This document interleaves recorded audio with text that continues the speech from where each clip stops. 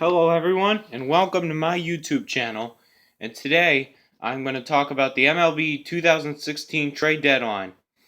So the Yankees trade Aroldis Chapman to the Cubs for a few prospects and former pitcher Adam Warren, who originally played for the Yankees, and they acquired him from the Cubs. So that's a pretty big move because the Yankees, Aroldis Chapman was suspended 30 games, and no one socially, no, the media didn't approve of Chapman because of how he beat his wife and got himself suspended for the first 30 games of his season in pinstripes after going to the Reds. But going to the Cubs, you'll see his former team, the Reds, because the Cubs and the Reds are in the NL Central, and this is going to be, it's going to be a big trade deadline on July 31st. And there are teams who still got to make some moves.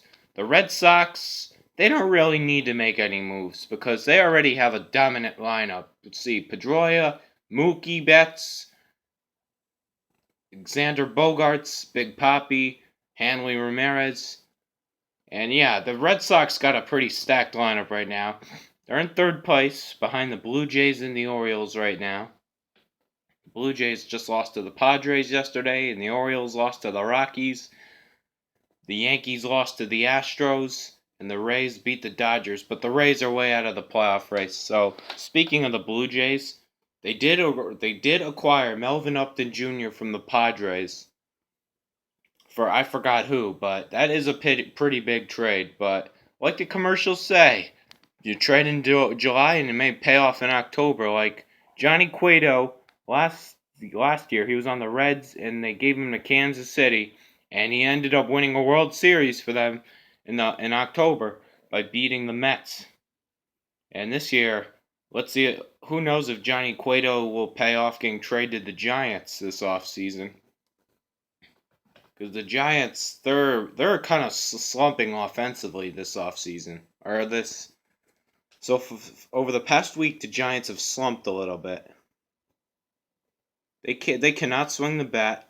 They got a disappointing 2-1 loss to the Reds yesterday. They still got Madison Bumgarner, Johnny Cueto, who actually has a really good record this season.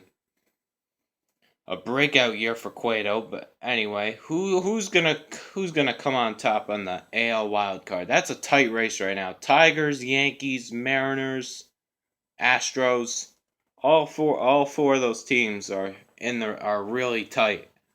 The Astros got a big win over the Yankees, and going into this weekend, the Yankees play in Tampa Bay for a 3-game series, but Tampa Bay is way behind in the wild card race. They're placed in second to last. Obviously, the Twins with the worst record in baseball, a record of 35-66, but we still got a few more months to go, and chances are getting slim for the Twins to make a big streak and make the playoffs. Yankees lost to the Astros in last year's AL wildcard game, but let's see if they could turn around. Me as a Yankees fan, I can't say they're going to make the playoffs for sure right now, because everyone is doing good right now, and the Yankees are going to have to win their division games, and division games are very important in September. And as a matter of fact, throughout the season they are. It'll just prepare them for the playoffs, and let's see if they'll make the playoffs this year. I mean, their pitching's kind of struggled. Tanaka had a rough outing last night. CeCe's had 2 out of the last 3 rough outings against the O's and Red Sox. He had an impressive outing, as well as Pineda on Monday night. So the Yankees took 2 out of 3 on the Astros. They have an off day today, which is Thursday, July 27th.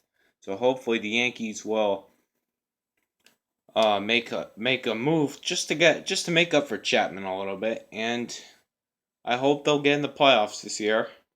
And obviously the Red Sox will. They are a really good team this year. They fell short of the playoffs last year, but they're looking like a playoff contending team this year. So I'll keep you guys up to date, let you know if there's any more moves around the league.